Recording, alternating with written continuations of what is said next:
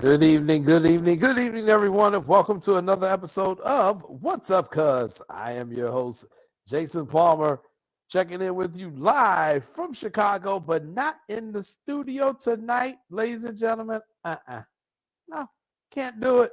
Can't do the studio tonight. Tonight, it is from my living room because why? It is the Thanksgiving holiday weekend that just ended. And I'm tired, just like most of y'all. We tired. It was Black Friday. Today is now Cyber Monday. So people are buying stuff. Amazon is going bananas, picking up customers all over the place. So I'm kicking back and relaxing to do this show. So tonight's show is going to be a 1 hour special as we lead you right on up to the Chicago Bears, who will be featured tonight on Monday Night Football as they take on the Minnesota Vikings up there in Minnesota. So, with that in mind, go ahead and get social with the show. Don't forget to follow us on Twitter at Sports Zone Shy and on Facebook and IG at Sports Zone Chicago. So, my cousin Lance will be here. He's running just a little bit tardy today. He's got some stuff he's got to take care of. So you will have me for the first few minutes of the show, but looking forward to tonight's Bears game. Tonight's game is going to be a winnable game for the Bears. They're playing against the Vikings, but the Vikings are without their star, Justin Jefferson.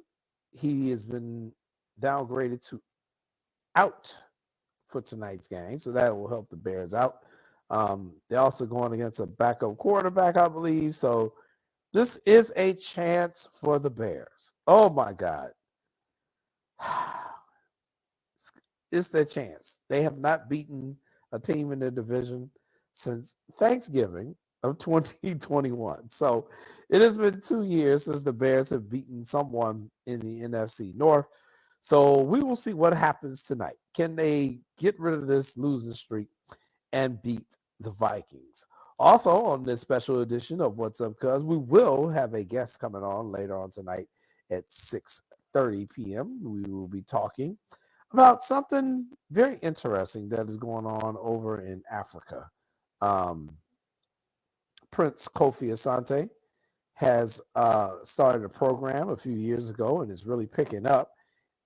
The sport he's brought to Africa is water polo. And his goal is to try to get enough players and get them in good enough shape and playing the sport that by the year 2028, when the Olympics are held in Los Angeles, that Ghana will have a team in the Olympics representing the West African nation. If he is successful, it will be the first West African water polo team in the history of the Olympics. So he is going to come on at 6:30 to talk about his efforts in doing that, which I just think is going to be an incredible conversation with Prince Kofi Sante when he comes on at 6:30, because water polo is an incredible sport in and of itself. It takes a whole lot to be in shape to play that sport. And I'm just happy he's doing what he's doing and that he's chosen to come on What's Up, Cuz, to help us further his effort. So looking forward to it. For those of you joining us for the first time, welcome. Welcome to What's Up, Cuz. Make sure you tune us in every Monday night. Hope you all had a great holiday. What's up to you, Brandon? I see you're out there. What's up to Patty and Armando? I also see you all are out there. So I just got back from Ghana, by the way. I was gone over there for a week, and I also went to Amsterdam. So I've been traveling, and I came back with a cold. So lucky me. So if I sound a little different, there you go. So that's what's going on with me, Brandon. What is going on with you? I'm doing fine. I'm going to make it through the show. But right now, I'm feeling a little under the weather, too. Jet lag is a beast. Good Lord. If you never suffered jet lag, it's an interesting experience when you get back here in the States when you're traveling. So Ghana, where I was, is 6 hours ahead of Chicago. So over there is currently after midnight. So my body is telling me you should be asleep right now, Jason. I don't know why the hell you trying to do a show, but I am doing this show because it's time to do the show. So what can I tell you? Um, the Bears. So let's talk about the Bears a little bit. So getting ready to play the Vikings. Bears currently sitting in a record of 3-8, but they have the overall number one pick again in the draft due to the trade that they had with Carolina. That wasn't even a trade. That was a fleecing. I don't know what Carolina was thinking. But they got DJ Moore, and now they're in position right now to have the number one overall pick. Now, the other side of that story is that Charlotte, the Panthers, the Charlotte Panthers fired their coach today. So Frank Reich, who had a record of, I think they were 1-9 or 1-10 or something, 1-10, I think, on the season. He didn't last. He got fired. And I know he like, how y'all firing me? You took away my best offensive weapon and gave him to the Bears. And I don't have the number one draft pick this year. So Frank Reich is probably happy that they fired him because, like they say, you can't make chicken salad out of chicken you know what. And that's how bad the Carolina Panthers are. So the Bears are sitting in a pretty good position right now. But they still got to play this year. And, I think a lot of people will say that it was definitely it's been a disappointing season to this point. But they'll have a chance to change that in about an hour at 7:15 when they kick off against the Minnesota Vikings. However, just having the overall number one draft pick doesn't mean you're going to get a player who's an immediate impact on your team. More than likely you will, but we've seen it happen in the past where people have been drafted top 5, don't pan out. Not saying that's going to happen with the Bears, but should be interesting if they end up holding on to this number one pick. Will they trade them when it comes to draft day? Will they draft a quarterback? That seems to be the hot topic here in Chicago on the Bears. Is Justin Fields your guy or not? Is he? That's the question. And I think they're trying to get it answered. We shall see. Tonight's game will be another test for Justin Fields. But the thing I've always said about this is that this is now Justin's 3rd year in the league. This is his 2nd year with his offensive coordinator. You should have seen improvement. And for me, I guess my biggest beef with Bears fans is that I've seen you all kind of flip-flop. I've seen you all flip-flop on this, being objective now. So at the beginning of the season, there were all these expectations on Justin. He'll be better. His 2nd year under this coaching staff and the playbook, he'll have, a couple seasons under his belt. This should be his breakout year. Okay, fine. That hadn't really happened yet.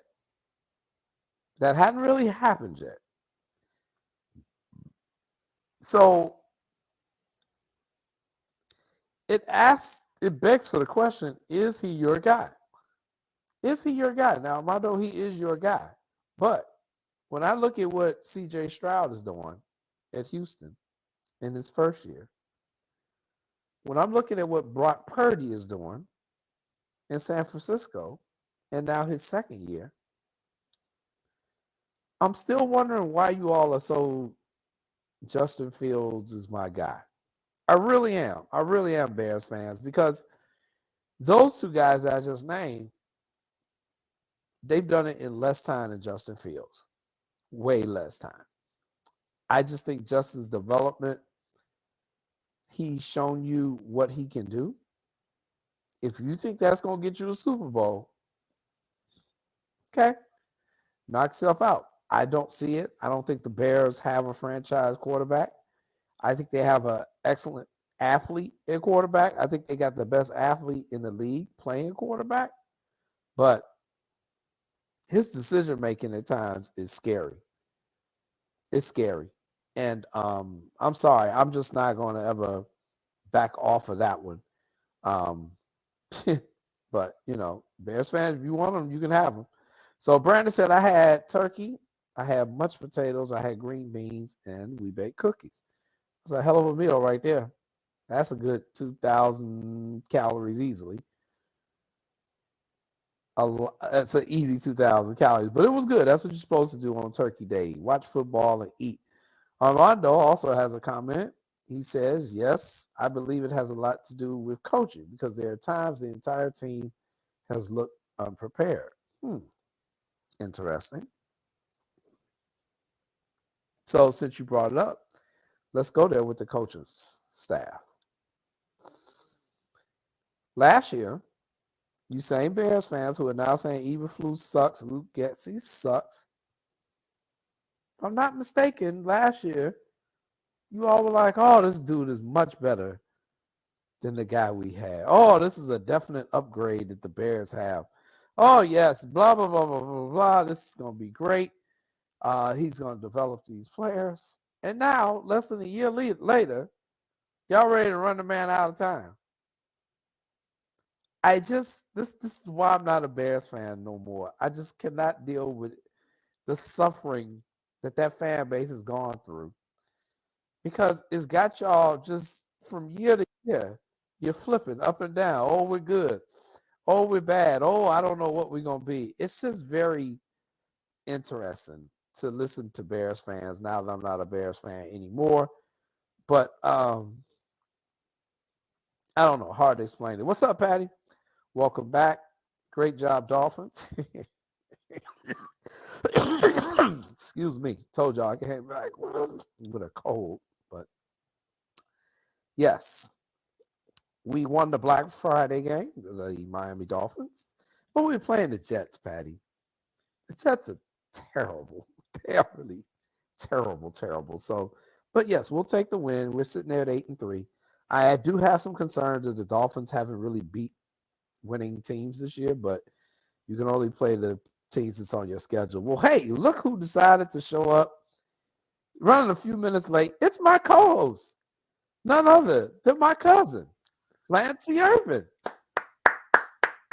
Jay, I apologize for being late, but some of us try to stay busy. Some of us in school trying to coach, trying to do athletic directors work. Some of us listening to you cough, and some of us listening to you make excuses for how bad the Jets are. But like I told you when you coach, we're not going to apologize for getting no wins. Those guys are pros, right? They got Sauce Gardner, those guys. They got Dalvin Cook. Those guys are pros. And I mean, you beat other pros. We're not apologizing for whooping pros. Now, if you want to talk about the quarterback situation, it's probably a little bit iffy. Well, I can't use the word iffy, but when you lose Aaron Rodgers, I thought Jay. Well, thank you, Patty. Appreciate it. I thought Zach Wilson will probably be a little bit better from the tutelage Aaron Rodgers had gave him over the Okay. past couple of months that Aaron Rodgers was there. The defense was supposed to be top flight with my man Big Quentin Williams in there. They're supposed to be tight at the wide receivers core. But with that being said, though, Jay, you still need somebody to throw the ball to him consistently. You still need somebody to read the defense. I think Robert Saleh is a good coach, but when you play without a quarterback, Jay, you know better than me. That's tough. Yeah. That's tough. Do they stink? Their record indicates that they're stink, Yeah. but they won about 4 or 5 games. They done been Zach Wilson now. So I don't know, Jay. You put in a third string quarterback. You regulated him to he's on the practice squad now, Jay. So let me ask you this: how do you think he's feeling from a confidence standpoint? Who? Zach Wilson? Zach Wilson. Do you think he's not good enough for the NFL? Or Yeah, of What's the course he stump? done. His own teammates was vouching for him to not play ever again last year. He's only playing because Aaron Rodgers got hurt. He had Aaron Rodgers stay healthy, they'd have traded him before the trade deadline. So I'm pretty sure it's messed with the young man's confidence. And it's in New York City. Come on, man. You know how New York City fans are. But but but Jason, if I'm not mistaken, didn't he only start in college for 1 year? Is that right? Yeah, he did the match. So is it the people's fault that drafted him? Yeah, of course it is. I mean, it ain't like he went to nothing against schools, but we gotta talk about this a little bit, Jay. As you see how I just jumped right in. I jumped right in. Jay, it's not like you played for Alabama, and even so you might struggle. You didn't play for I even give your school the U. It's not like you played there. It's not Yeah. like you played for my team.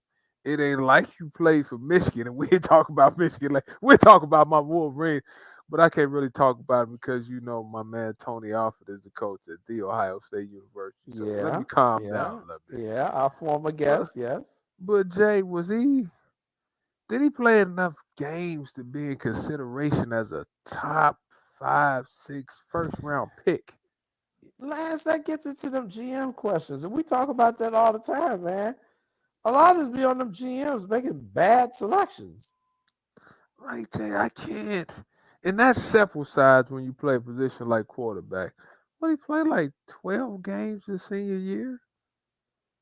Like, Jay, it's not like baseball where you play what in college? What you play about 60 games Right? in a Yeah. year? Yeah. I have probably seen you. Like basketball, you give me 35, 30, 31. If you okay, I've seen you. You see your sample size is a little bit bigger. But I don't know, Jay, unless you're special 12 games at quarterback. Uh, Well, I let's don't talk. know. Let's just use that Let as me same make sure. example for Justin Fields. Go ahead. How many games he started his year at Ohio State? Might be right about 12, maybe. Let's, Okay. And the let's Bears Google it. decided to pick him. Bears decided to pick him. So again, this is why I'm asking the question of Bears fans: how are you all this confident that you have a franchise quarterback? When I just named two people, C.J. Stroud, that was one person I named, Brandon, and Brock Purdy. These dudes got less experience than you do, and they out there. Hell, Brock Purdy got his team acting like they trying to go to the Super Bowl this year. C.J. Stroud is playing for a brand new coach. Last year, the Texans were one of the worst teams in the league. They got more wins than the damn Bears this year. With a rookie quarterback, Lance. So, a lot of this ain't on coaching. A lot of this is who you draft and them general managers. And And I've who, said it before. I'm not sold on Ryan Poles just yet. Jay, I'll get back to Ryan Poles in a hot second. Is who you draft as a quarterback, right? Who's developing the quarterbacks also has to Mm, be some sort of development going along too. And like you said, what's this three offensive coordinators for Fields and stuff like that? mm-hmm, It's hard to get continuity, right? So mm-hmm, not making an excuse for him, but that's just the cold hard facts about it, right? And you don't mm-hmm. have confidence in Ryan Poles is because those two bad trades he made, or what? Make it make sense to me, because the man just got in the seat. What is this? The second year? Yeah. Man, there's no back comment to the story. You gonna give him 2 years and he's done? No, I didn't say that. I just said I'm not sold on him. So what does he? I'm giving him some time because he had to do a complete overhaul. He did the tear down last year. Sometimes when you rehabbing a project, you gotta go all the way down to the studs. Say, but that's if the rehab. I mean, that's if the frame is bad. Was the frame that bad? You couldn't have kept a Yeah. couple on the defense. No. You wouldn't have been able to get the draft picks that he got. I mean, Jay, but you messed up a couple of the draft picks. So my Well, thing is this: Nobody's giving you a lot of time these days for stuff to come together. 2, 3 years, you out. See, you used to sit up there and get 4 or 5, maybe, right? Two, Yeah. 3 years, they wave you bye bye. Anytime my cousin Sharice school, right? They buy somebody out for 77 million. 26. I don't even want to pay me $26 million for that. Eddie Ogeron. That's why I like Eddie at the University of Mhm. Oregon. Eddie said they came in there, they offered me 19 million. They told me they was gonna have a check for me tomorrow. I said I love Louisiana, love the state. It's been good to me. He said, hell, when I saw that 19 million, it got very good to me. Well, Eddie, it'll get very good to me too, Jason. Somebody give me 19 million too. I smile my way out there too. Hey y'all, God bless y'all. Thank y'all. And I know that's Jimbo right. can get another job. Yes, he can and will get another job. He can get another job. And Jay. That million, that's generous. See, my man from Indiana just walked away with his 20 million. Yeah. Scott Frost walked away with his 15 million. And they should have waited for 2 days to split the difference. They didn't even wait. See, they take care of everybody, but Vernon said yeah. that's a retirement plan for me. Hey Vernon, we call that the golden parachute. That's the golden parachute. There's been a lot of golden parachutes given out these last couple of days. That's why I tell people, "Ooh, I got one more coach around them. You somebody please call me. That money they paying, man, get 15 million to go home, y'all. They pay you 15 million to go home. How about that? And that is that is the college and professional sports landscape that we are currently seeing. But So I don't know what else to say. This is what these professional teams are doing. This is what these universities are doing. And, and I've told everybody, my girl graduated from Texas A&M, and she wasn't happy. Neither were any of her friends who went to Texas A&M when they heard Jimbo Fisher had been bought out and the amount of money that they were going to pay him, because they all struggled when they went to school to pay that tuition. They all struggled, and shoot, they like, I know a whole bunch of black kids that y'all gonna put through school hey, Ted, there's a couple of for a things. $76 million pile. Y'all could put about 1,000 black kids to school. Ted, so if you have 76 million, right? 77, even though it goes in the incremental installments after the 66 days, right? He gets 7 million a year, I think, for 7 years, right? Yeah, But if you have that much money, Jay, everybody at the school should be getting an NIL deal. yeah. Everyone at the school should at least be getting 5,000 a year, no matter what sport you play. Everybody should be getting something.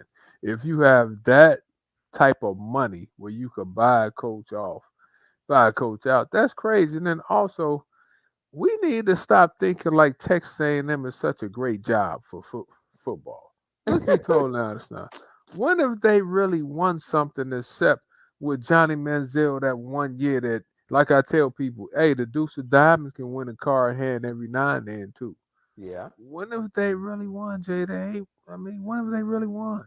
they haven't, but they They have such haven't. a tradition. And you used to work down there, so I mean, you know about it. You live firsthand. You got firsthand knowledge of it. The 12th man is what they're most known for.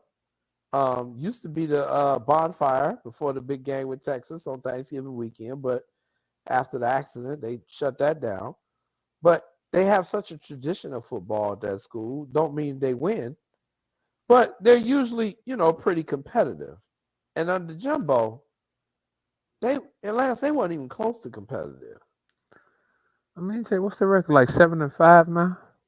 I think they're I, seven I, and don't, I five. don't, I don't know if they got 7. They they lost to LSU yesterday. The Saturday, I think I they want to had. say it's 6-6. You think they're 6-6? Yeah. 6-6. You know that's a great thing about the internet. We can look it up. But but Jay, like, is it a top job or is it good because it's in Texas? It's a top job because they paid some fool $76 million to leave. Hell, But that's why it's a top job. It's a whole bunch of coaches lining up for that. Now they ended up hiring a they're coach. 7-5. They're 7-5. Okay. They ended up hiring a coach, and they hired him from Duke. which ain't no football powerhouse that you. So I don't know what Texas A&M But was doing. Jay, he was the defensive coordinator at A&M, right? So it had some ties. They went with the little Texas route. He's the defensive coordinator. He went to Duke. I think they won 3 games his first year. Then they went 9-4, and I think they 7-5 this year too, or something like that. So they probably saved a little bit of money. Not saying that he's not qualified for the job because Duke is a hard job. So, but with that being said, Jay, I mean, people were mentioning Mark Stoops. Now I'm hearing that Dabo Sweeney might be leaving Clemson, going somewhere. Because I'm like, where's Dabo going? Like, where you gonna go? He He makes a lot of money too. just won a championship like 2 years ago. Yeah. So I mean, Jay, it's tough, but I'm glad to have your name mentioned because when your name mentioned, you get some more money. So with that being said, just mention me and pay me some more. But Jay, I'm starting to feel like Texas A&M, the money in Texas making a good job because Kevin Sumlin didn't really win like that. Nope. Jimbo didn't really win like that. Who was the last coach that really won? R.C. Slocum, and you know how long that been. Yeah. Well, I don't know. It's the college football landscape. And so, so we'll see what the Bears do with their coaching staff because I think they're on the hot seat. I think Justin Fields is on the hot seat. Ryan Poles is not on the hot seat right now. He'll probably get at least another year before people start calling for him to leave. But I don't know. It's going to be interesting. But I think the Bears definitely have a good chance of winning this game tonight. But they don't usually do well on Monday Night Football. Bears usually don't do well in these primetime matchups. But if they're ever going to beat Minnesota, this is the time to do it because Justin Jefferson is not playing. And that's a bad wide receiver. Justin Jefferson is cold. He is he is cold. But Jay, you get rid of the coach after 2 years. We just thought last year, listening to Sean. Sean said last year he was doing a great job. That's what I He's doing a said. good job. That's what I said so, before you came on. So man. are you telling me we shouldn't listen to Sean anymore? No, I'm not saying that. Oh, what so I said at the beginning of the show when you were not here is that I feel sorry for Bears fans. Because I honestly think you all got PTSD. I really do. I really do. Sean was singing the man's praises. So was our guy Ken. Oh, Remember? We had Ken. Ken Davis came on. He said, I think this guy knows what he's doing. And now, here we are a year later. People are calling for the Bears coaching staff to be gone and done with. It's just a very fickle kind of sports landscape in Chicago right now. Jay, but and the fact that none of the other teams are winning is probably aggravating the circumstances. Jay, it's a tough landscape everywhere, right? 1 year, 2 years. I mean, if that was the case, if they were doing like they were doing now, Coach K wouldn't be a record. He wouldn't be that dude in college basketball because they would have got rid of him after 4 years. Yeah. So a lot of people would have been gone in a short period of time, but they had an administration and an organization who believed in them. Yeah. But what is Kevin Warren going to do? Is it new stadium, new coach? But I don't know. People saying they need to call Jim Harbaugh. I don't know. Would you call Jim Harbaugh? No. Me personally, no, I would not. But that's just me. We shall see, said the blind man. We shall see, said the blind man. We shall see what happens, how this all transpires with the Bears. But I don't know, man. This is gonna be interesting tonight. Bears and Vikings, like I said, kicking off at 7:15 p.m. here in Minnesota. I don't know if they're gonna break their little streak. This is the time they're gonna do it. So we shall see, said the blind man. But hey, it is time for our first commercial break of the show because we got a guest coming on in a few minutes. And we're going to test your skills on water polo, see what you know about water polo. We got Prince Asante Kofi. He's going to be checking in with us, and he's going to tell us what he's doing out there in Ghana. and black star polo, water polo in Ghana, Lance. Water polo. In Ghana. Water polo in Ghana. Can you believe it? No, I cannot. Yeah. I know Ashley Johnson, I know that. Yeah, we know our girl Ashley. That's our I girl know that. Ashley. I know that. I know that's a bad goalie. I can tell you that. You know that's right. You know that's right. So we're going to take a quick commercial break. And then after the break, Prince Asante is going to join us. And he's going to talk about the initiatives that he is doing over in the West African nation of Ghana, of which I just returned from. And it's going to be really interesting. So everybody stand by. You're watching What's Up, Cuz. That's why you jet lagged. That's why you jet lagged. It is. I'm definitely jet lagged. See, I don't.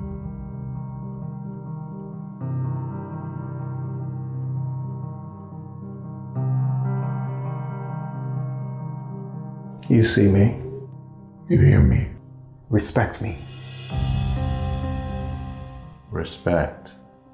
Due regard for the feelings, wishes, rights, or traditions of others.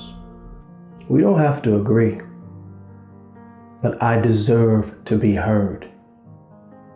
I stand my ground. Respect me. We don't have to be friends, but I deserve your civility. I stand my ground. Respect me. You don't have to understand my culture, but I deserve to be authentically myself. I stand my ground. Respect me. I stand in defiance of your need to make me less in order for you to feel adequate. I stand. I stand aware that the America that you see and love today is a result of my free labor. I stand. I stand knowing that the contempt you have for me was not instigated by me, but perpetuated by the fear you have of me. I stand. I stand surviving your many attempts to emasculate me. Indeed, I thrive despite it. I stand realizing that you take many things from me, but I will not allow you to take my respect. I am a man. I am a proud man. I am a proud black man. I am authentically, undisputedly, unapologetically a proud black man. I am authentically, undisputedly, unapologetically a proud black man. I am authentically, undisputably, unapologetically a proud black man. Respect me. I have done more than enough to deserve it, and still you withhold it.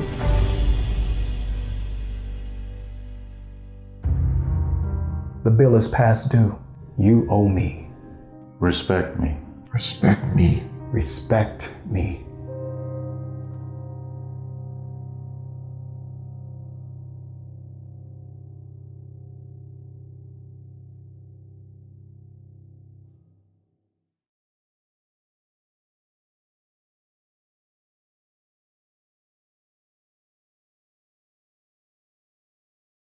Welcome back, ladies and gentlemen, to What's Up, Cuz. I'm your host, Jason Palmer, chilling in the living room along with my cousin, Nancy Irvin. He went to the studio. I'm in the living room because I am jet lagged and proud to say it.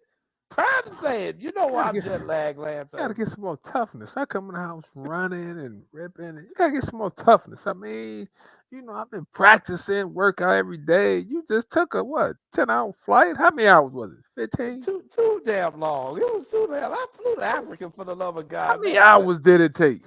Well, you know, I had a stopover in the Netherlands, in Amsterdam, both ways. 7-hour layover. By the way, y'all need to go to Amsterdam. Them people freaky.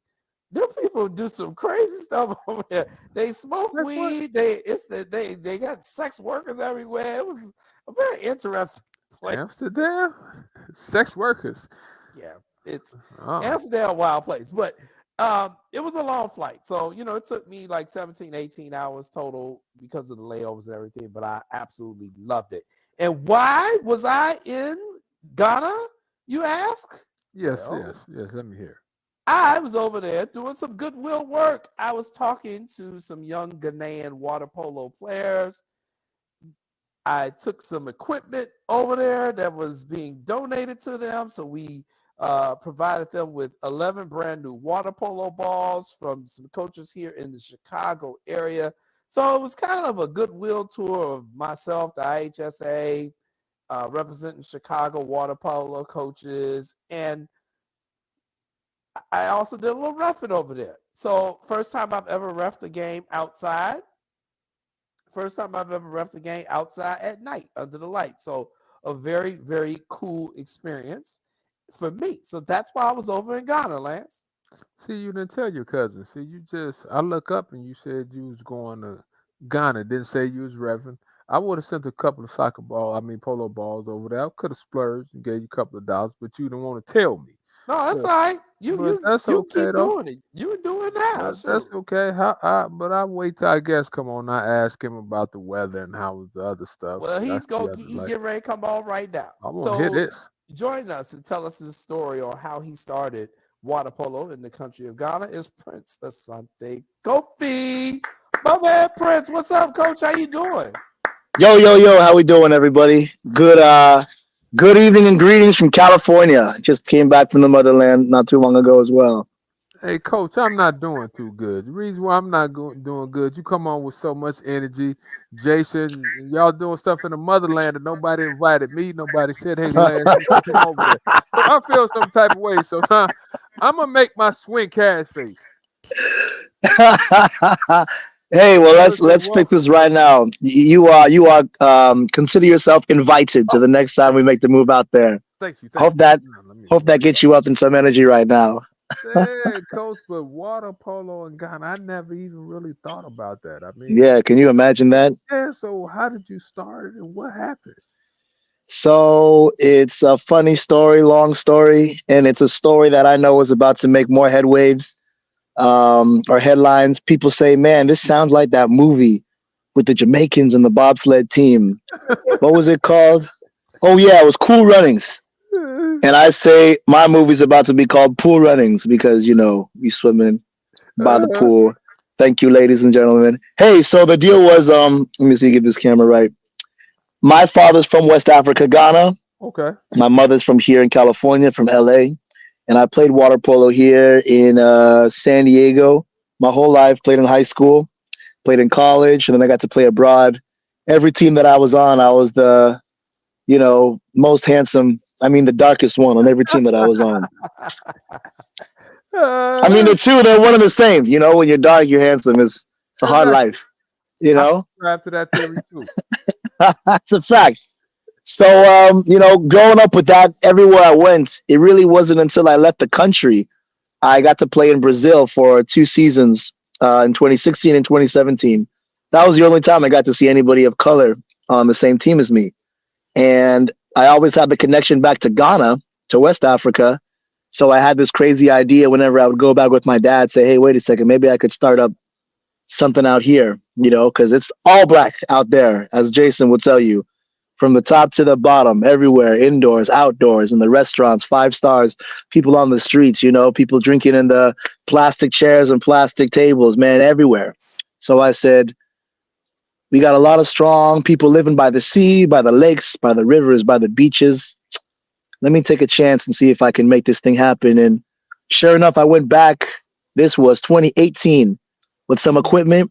I linked up with one of the only schools in the country with a pool at the time. And when I got there, I gave a little clinic, a talk, gave some lessons. And then from 2018, I've been slowly laying bricks and planting seeds to make it happen. And 2021 is when I said, let me build something here.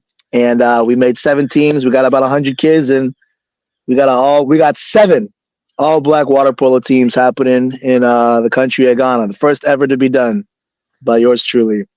So let me ask you this though. Then I let you take over, Jay. You know I get excited about this stuff. Was it Cool. hard finding? Was it hard finding the kids? Like, what did you do to find so many kids in a short period of time? You know, it's kind of crazy because it wasn't too difficult. Mm-hmm. Because, like I said, first off, it was working with the school. Okay. And getting to school, kids are always excited to try something new. Mm-hmm. And I'm gonna tell you something right now. The same way we love seeing Michael Jordan, same way we love seeing Muhammad Ali, same way we love seeing, like Michael Jackson and all of them. These kids love seeing someone that looked like them doing something different. So when I jumped in the water, started to swimming, they said, wait a second, okay, I think I can do this too. And that's really what I used when I was working with the school kids. I jumped in the water and I got the students to jump in. Then we would go to the beach. And then people would say, wait a second, who's this dreadlocked Rasta man jumping in the water? Doesn't he know people going into the beach, they're going to drown because they're going to drown, they can't swim. And then I would come back from the water and they would look at me like I might as well have been walking on the water. And they said, wait a second, man, you went out where we're not supposed to go and you came back? And I said, yeah, and you can do it too. Just, stick with it. And I don't know, man, I think it's just the fact that a lot of Africans, I even think just Black people, we love a challenge, an opportunity. So when they saw this thing that they've never really experienced before, and they are welcome to do that, that's kind of what started a snowball and a momentum. Because then when I left, some of the kids would still try to go into the water and swim. And then those kids, their friends would watch them, and their friends would want to join them. And then bigger and bigger it would get. Nice. And now, man, Jason will tell you, man, we got a whole tribe over there, and not just one region. Wow.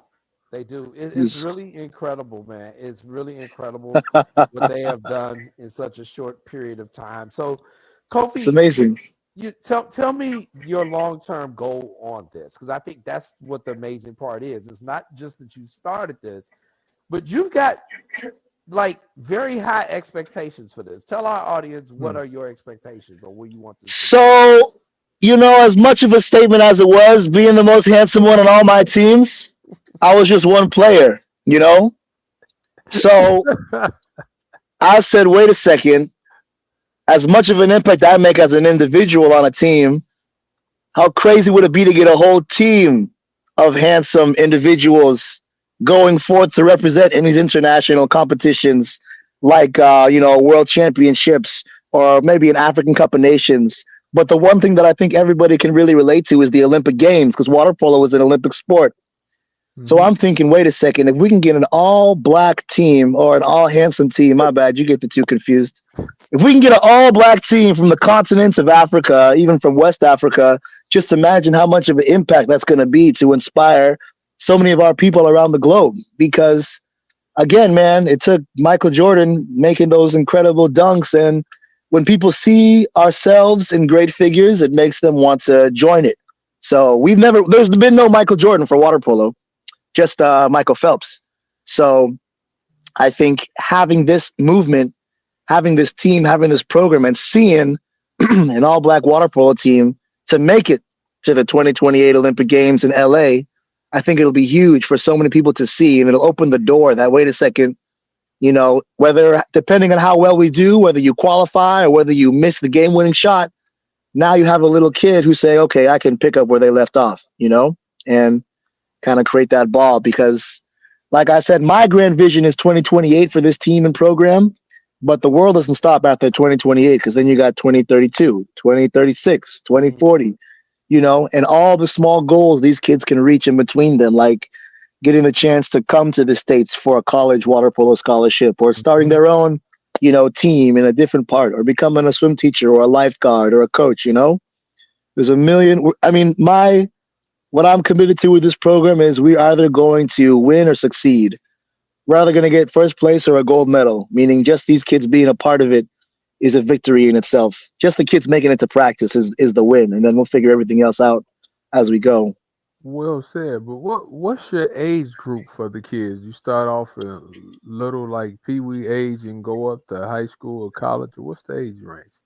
Yeah, we started when I went to this school, it was a high school, but the way the pool is set up is it's kind of like a community pool. Okay. So anybody in the area that's brave enough and willing to try swimming are welcome.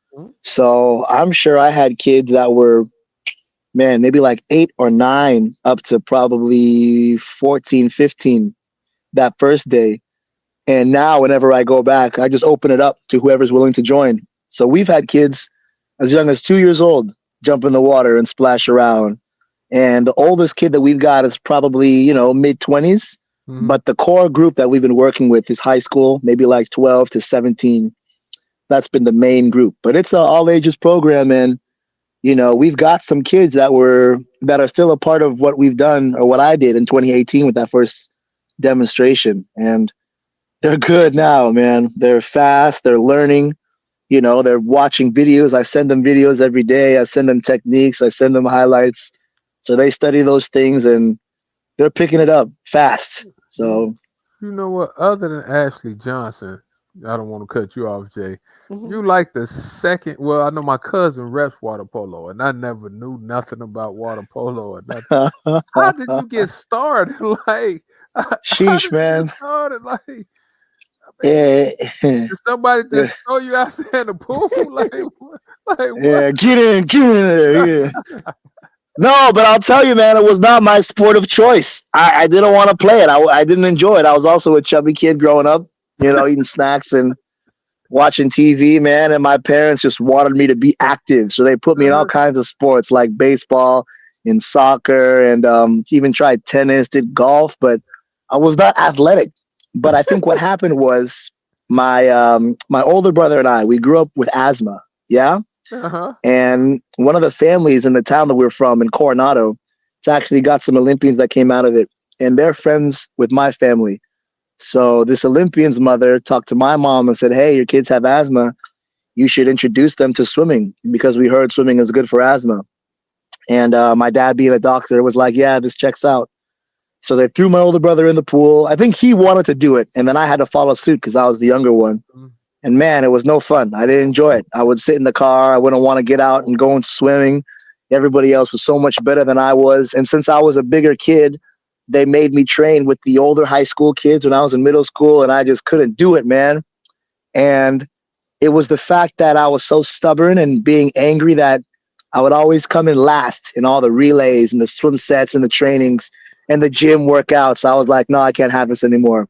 And I committed to it out of spite, honestly. Just being so stubborn is like, I'm not going to be in the last place anymore, man. I'm going to figure it out. And then I got good and just stuck with it. But no, man, I was trying to play football. Big surprise. Big surprise.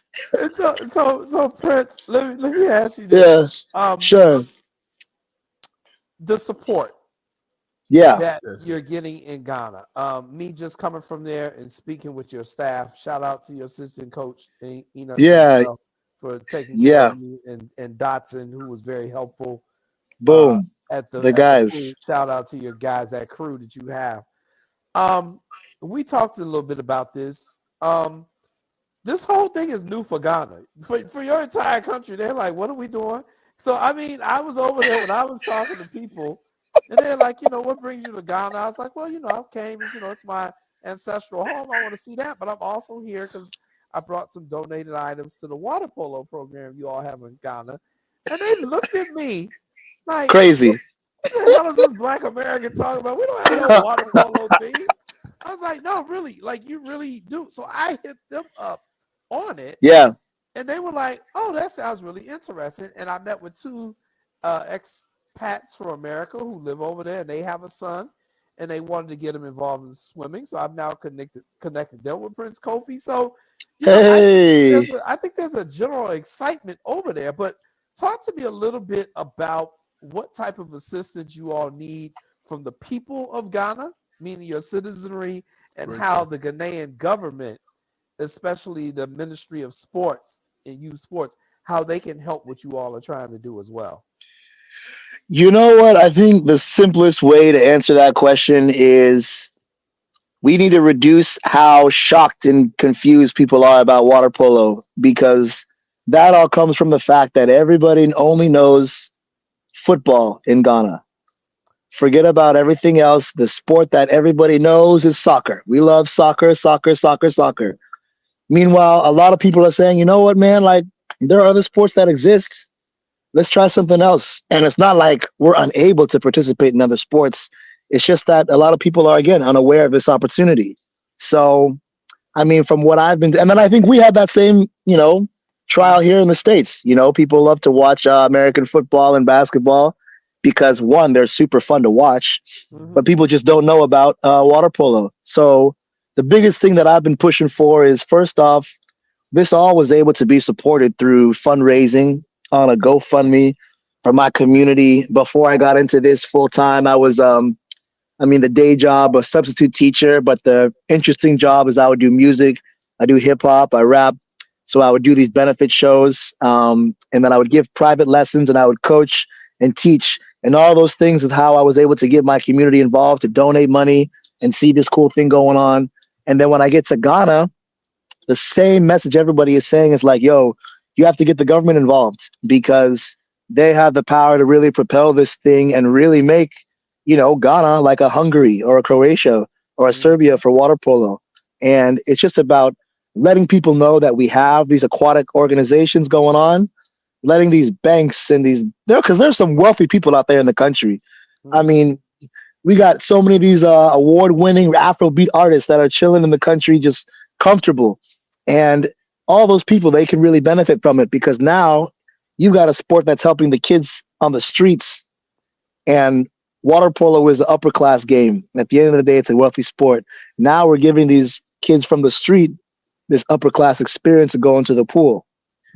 So that's the thing. These government officials, the diplomats, the celebrities, the business owners, the banks, corporations, they need to tap into that and say, wait a second, this is something helping the youth, because everybody knows about the tourist attractions. Everybody knows about what to do in Ghana for business and enjoyment, but not so much to grow, the grassroots, to help the kids. There's a lot of poverty out there. So we're just tapping into sport as that vehicle to give them new opportunity and, take them out the streets into a school, turn them into something great. So man, it's an uphill battle for sure. The fundraising is nonstop. It's now getting backed by the charity that I've made out of this called Black Star Polo. So I'll be raising money, fundraising, giving talks. I did a benefit show. I got these fresh beanies here. Got to plug one time. And, it's just letting them know that, hey, we can actually afford to take a chance on something other than football. And, it's going pretty well. BBC says it's doing pretty good too. So are you doing men's and women? Or just Yeah. men? We've got boys and girls. So that's the plan, is just to hit this thing from all angles. It's funny because boys are boys, of course. They want to play, they're more rough. And the girls are really not too shy. They also want to jump in and play with the boys as well. I think a lot of it is just, again, letting people know, because still, with all of our promotion and exposure, people just genuinely, they just don't know.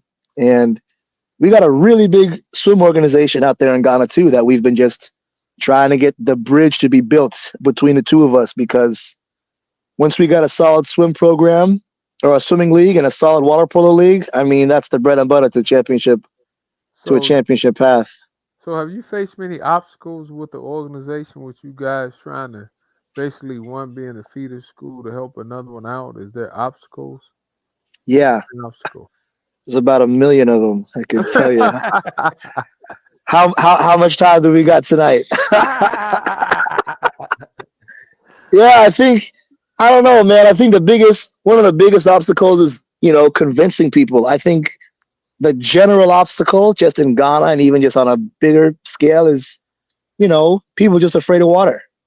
Yeah. People just don't want to swim. And again, it's not that we can't swim. It's just that we don't, Yeah. So just kind of convincing people that, no, this is something that when you do overcome that fear, you can actually benefit from it. You yourself can be someone to save a life. And then a lot of it too is just the resources, because, pool culture is just very expensive and not a lot of schools have pools out there. And the pools that we do have in the community, unless they're owned by the government, they don't get taken care of pretty well at all. But luckily we're surrounded by water. So if the pool is closed, I said, kids, we're jumping in the pool. We're jumping in the river. We're jumping in the lake. We're going to the beach. Yes. Man, I get them swimming out there in natural water, because it's all character building. Yes. And so when he told me that, Lance, when I found that out, I was like, what do you mean y'all go in the river? They're like, yeah, we just practice in the river. Or, they got a huge ocean. You got the Atlantic Ocean. Yeah. They practice in the ocean, Lance. So time It's out. facts. All right, Time out. I'm telling you, bro. By any Now, means necessary. now I know sports, right? Water polo, you have two goals. If I'm not Yeah, correct. you're correct. You're How the correct. hell do you get the goals to stay? Who holds the goals? Like what I'm sitting there like go to the river in the ocean? Dang. So yeah, back to these challenges, man. We tap in with the fishermen out there because you see the boats. So we'll get two of the boats to be on each side of a course, and we tie a rope to these poles, and then we get what's it called? We'll find a stone, just two big stones, tie a rope to that thing, let it sink, bam, water polo course, DIY. But you know what though? That's the great thing about being creative and the great thing about obstacles, because obstacles force you to become creative. It's like Yep. invent your own drills and stuff. That's why I'm sitting there like, no, they gotta be kidding me. But the Yeah, it's crazy. ingenuity and the creativity, shout out, because the one thing I want to say that you will have a testimony. The kids will have a testimony. Because you have to Yes, go through something to get to something. And there this you kind of go. good story. Like I'm gonna send you a couple of dollars myself. I I Hey, I, my I man. love you will have it by tomorrow. I guarantee it. I'm like, Yo, bless, see, man. Bless. backstop Thank you. polo. I'm gonna send you something because Bang. I know how I'm a okay swimmer, but I'm taking Okay. lessons to get better. My daughter learned when she was 2, she could swim. And I think Sure. swimming is a great sport because, like you said, it helps your breathing, it Yep. builds your muscle, it helps your joints and stuff like that. So I'm just shout out. I'm just proud of y'all too, because I'm sitting here like Jason, like we having what on the show today? And that's why the show was created to get guests that's doing other things that people like, hmm, that's a great idea. Because I tell you what, if you would have been in Chicago or wherever I was living and there was a water polo team, I would have told my daughter to play. No, you gonna play. Boom. It's a great sport. I promise you I would have. Oh, Yeah.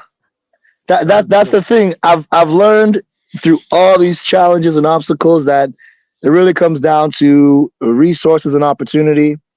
When you give out the resources, the opportunities are coming, and the opportunity needs to have the resource. So even same here in the states. I mean, we got a long list of reasons why we were never, why we are not involved in aquatics and why it's taken us so long to get into it because they've been keeping us out of the pool for a while. And just, undoing all that damage or even just looking at that, the reason why we couldn't play the sport is because, we were kicked out for, so you got segregation, you got picket lines. There's even some stories about them throwing bleach in the water to keep Mhm. keep the Fertile pool field. lights, you Yep. know? So that in itself is like, all right, since it's so difficult for us to get in, we're gonna make sure you stay as far away from pools and water sports because of the trauma. But now you got this guy who's, I think it's funny, I'm a rapper. Rappers buy out the bar, I'm buying out the pool. And letting all these little black kids run around, jump in and splash and learn the sport. Hey man, about to take over like Venus and Serena. You better watch out. That's what I Yeah, told him.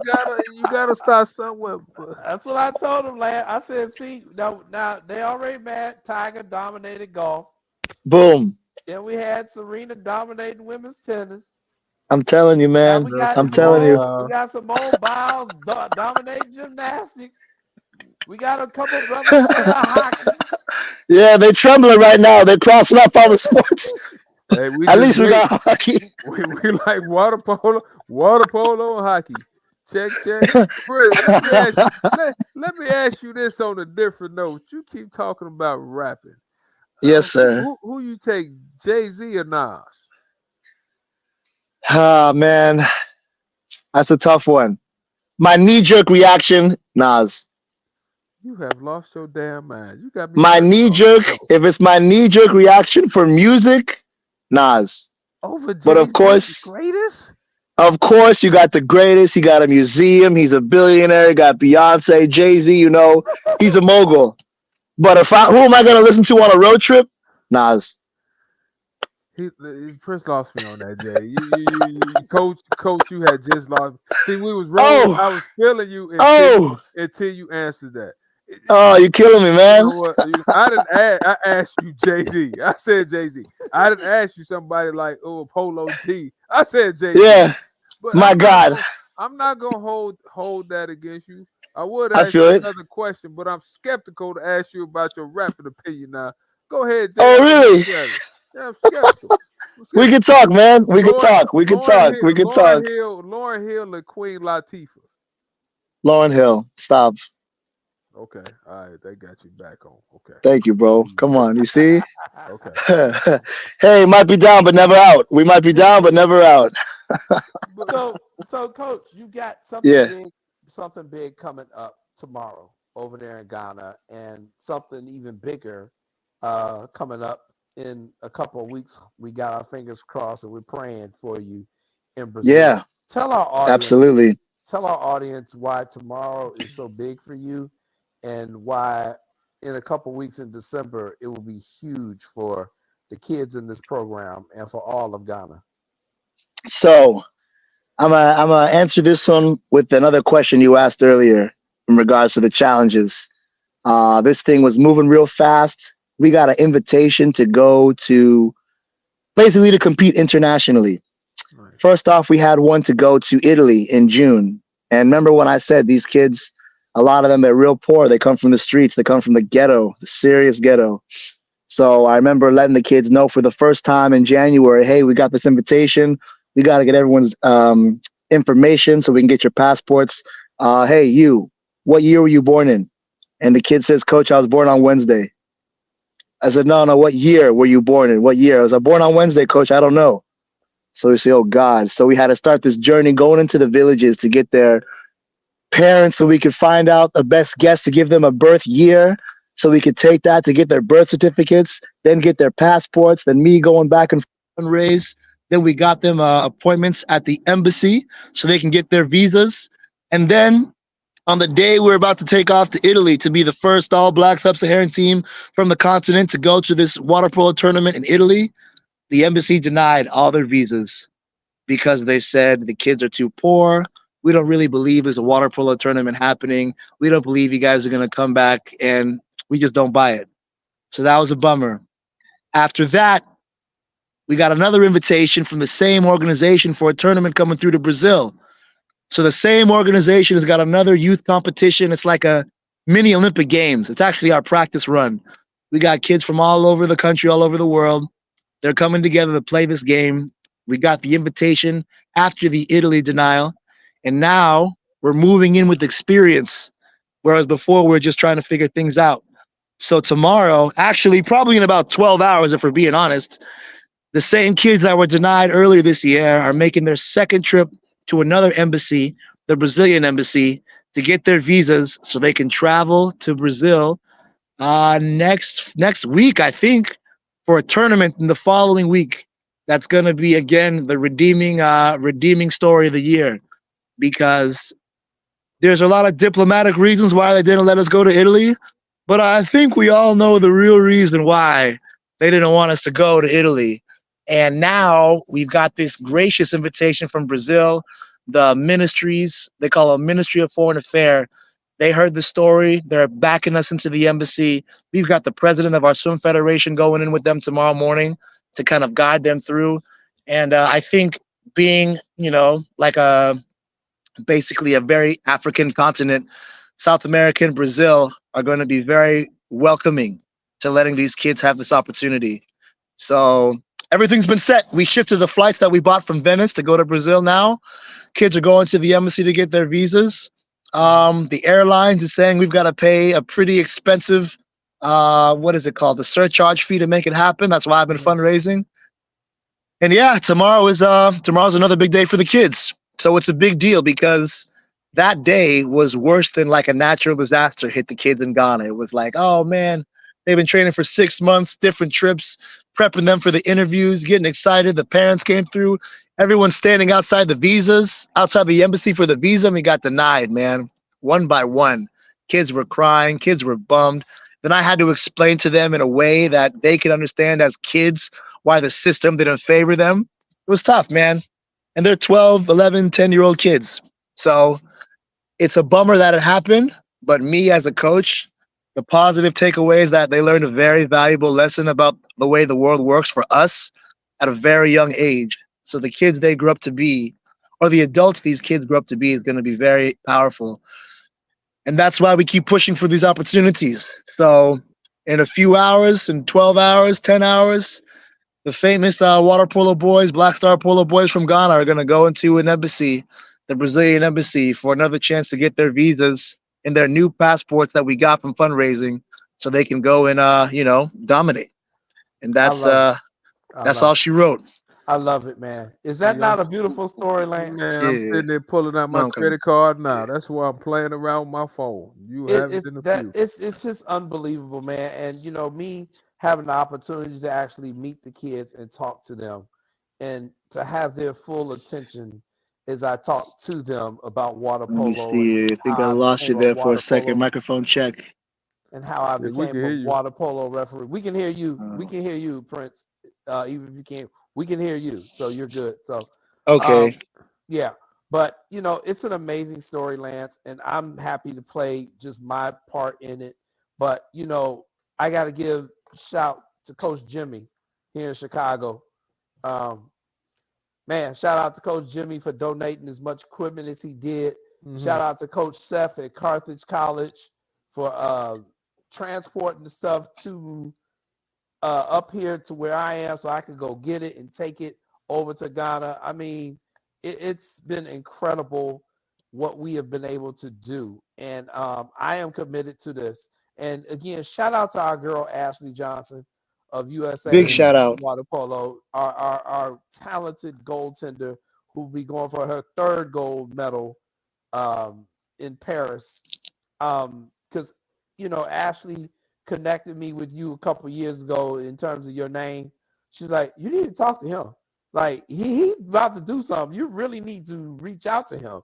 And so when the opportunity came up for me to go to Ghana this year, I was like, oh, I know who I got to hit up and just let them know I'm coming. And it's all worked out. And for me, Coach, it's probably right that you all's first voyage in international competition is in Brazil and not Italy, because one of the things I learned on my trip there and when I majored in African American studies in Chicago State is that most of our ancestors who were enslaved didn't make it all the way to the United States. Not at all. 47% were dropped off in Brazil. 47% were dropped off in Brazil. Then you had others who were in the Caribbean islands like Jamaica and some of those places. And then you have the ones that made it here to the United States. And we come from that particular tree. So to me, it's kind of poetic justice that you'll be going to Brazil for your very first trip. And I just want to thank you, Prince, for everything that you're doing. I want to thank you for being an incredible host in absentia when I was there last week, and your guys, your people who you connected me with all over the country. And I know this thing is going to be huge. And I'm so happy and proud that Lance and I were able to get you on the show to talk to the audience here in Chicago. And we got a huge Ghanaian community here in Chicago too.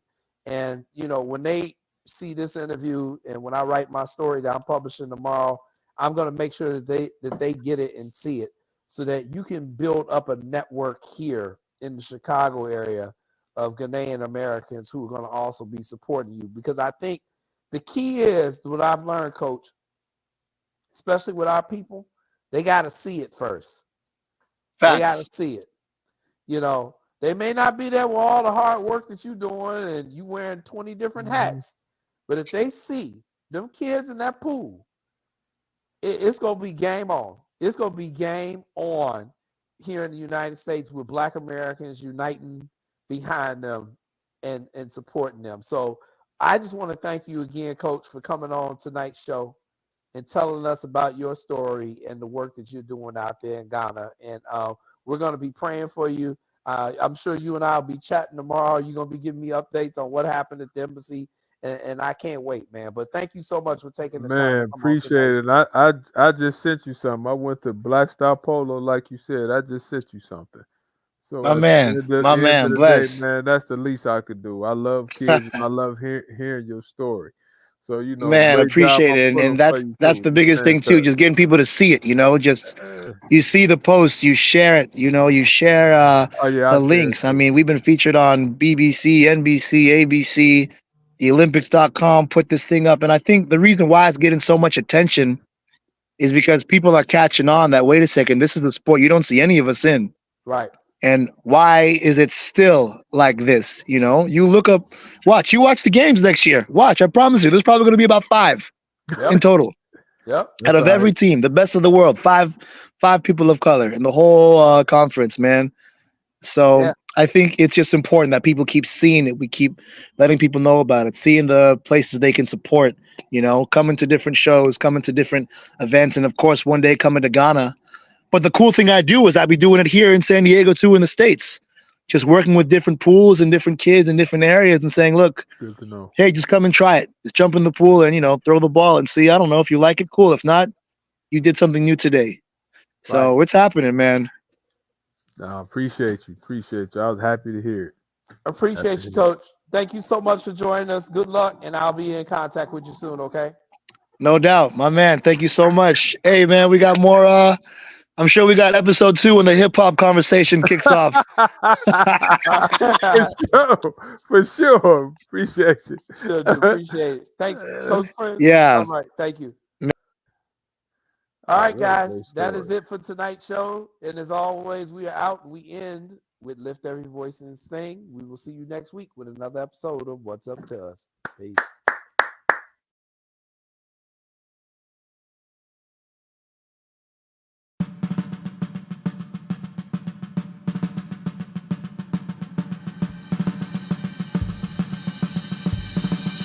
Lift every voice and sing till earth and heaven ring, ring with the harmonies of liberty. Let our rejoicing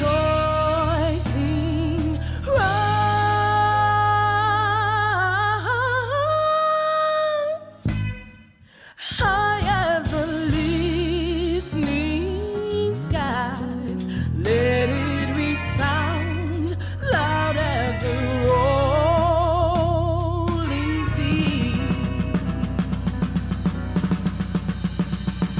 Sing a song full of the faith that the dark past has taught us. Sing a song full of the hope that the present has brought us.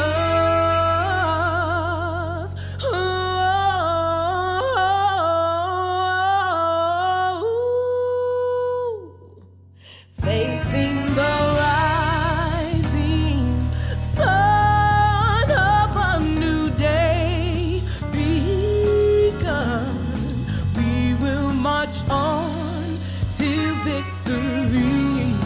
We will march on to victory.